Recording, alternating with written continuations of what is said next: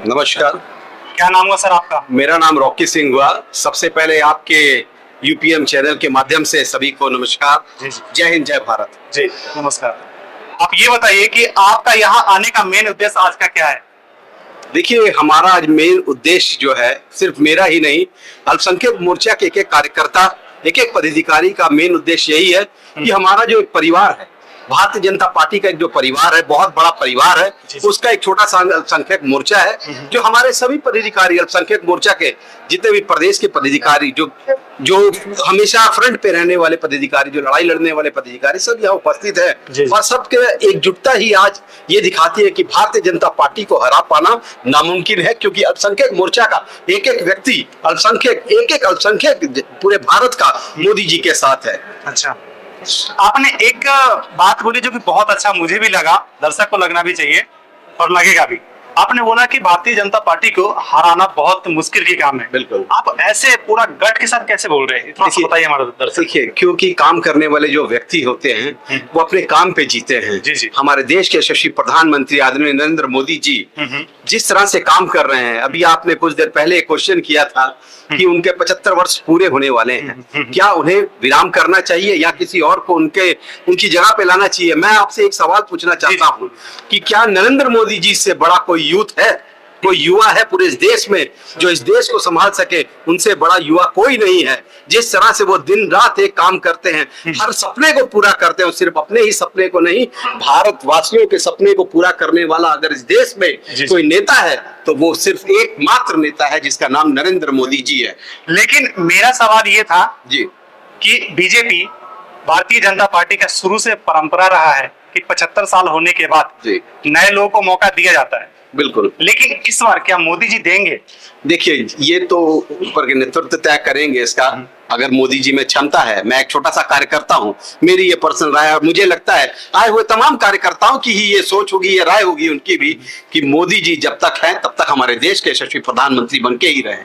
अच्छा, अगर और ये बात सिर्फ हम कार्यकर्ताओं की नहीं है। जी। आप जनमानस से भी पूछिए, हिंदुस्तान के एक एक जनता से पूछिए, हो सके तो पप्पू से भी आप पूछिएगा, उनका भी शायद यही जवाब होगा कि देश के प्रधानमंत्री आजीवन नरेंद्र मोदी जी रहने चाहिए। सर, आपने एक बात बोली है पप्पू से पूछिए, थोड़ा सा पप्पू का हमारे दर्शक को बताइए ना कि पप्पू कौन, क्या पप्पू के बारे में बताना। जब पप्पू नाम बोल दिया तो सारी जनता जो देख रही है, जो मुझे सुन रही है, वो समझ रही है कि मेरा इशारा किसकी तरफ है। कभी वो कोई पुस्तक उठा के सवाल करने लगता है, कभी किसी बात को उठा के सवाल करने लगता है। मैं पूछता हूँ, अल्पसंख्यकों को कब उन्होंने जगह दी? अल्पसंख्यकों को कब उन्हें मान दिया, कब उन्हें सम्मान दिया? आज अगर भारतीय जनता पार्टी अल्पसंख्यकों को मान सम्मान दे रही है तो इसमें भी उन्हें पीड़ा है। आज अगर वो देख रहे हैं कि देश के यशस्वी प्रधानमंत्री नरेंद्र मोदी जी इतना अच्छा काम कर रहे हैं, देश में भारतीय जनता पार्टी की जो लहर है, जिस तरह से भारतीय जनता पार्टी अपना काम कर रही है, हर फील्ड में आगे बढ़ा रही है, युवाओं को आगे बढ़ा रही है, हर धर्म को आगे बढ़ा रही है, सबको साथ लेके चल रही है, सबका सब साथ, सबका विकास, सबका विश्वास के साथ जो पार्टी चलती है, ऐसी पार्टी पे बार बार एलिगेशन लगाना, बार बार उन पे तोहमत लगाना, हर तरह की उनसे बातें करना, ये पप्पू को शोभा नहीं देता। मैं आपके माध्यम से पप्पू को ये चेतावनी भी देना चाहता हूँ कि आप सुधर जाएं, अन्यथा जय हिंद, जय भारत। जिनके बारे में आप पप्पू बोल रहे हैं, वो बोल रहे कि हमारे ही सरकार में जो अल्पसंख्यक है वो सुरक्षित थे। लेकिन जब से जो है 2014 से बीजेपी, भारतीय जनता पार्टी का जो सरकार आई है, तब से जो है ना बहुत सारे प्रॉब्लम झेलना पड़ रहा है इन लोगों को। देखिए, मैं खुद एक अल्पसंख्यक हूँ, यहाँ मेरे साथ मेरे भाई इतने सारे अल्पसंख्यक हैं और भी देश के कई अल्पसंख्यक हैं। आप अपना ये माइक, अपनी ये मीडिया या कोई भी मीडिया लेके उनके पास जाए, क्या वो असुरक्षित महसूस करते हैं मोदी जी के शासन में? बिल्कुल नहीं।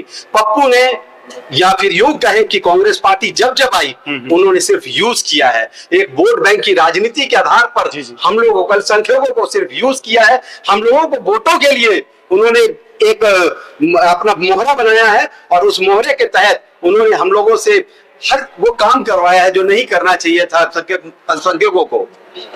आपने बोला कि यूज किया है, किस सेंस में आप ये बात को बोल रहे हैं? आप कोई भी सेंस ले लीजिए, किस सेंस में उन्होंने नहीं यूज किया है। हर जगह पर, हर फील्ड पर अल्पसंख्यकों को लड़वाया है।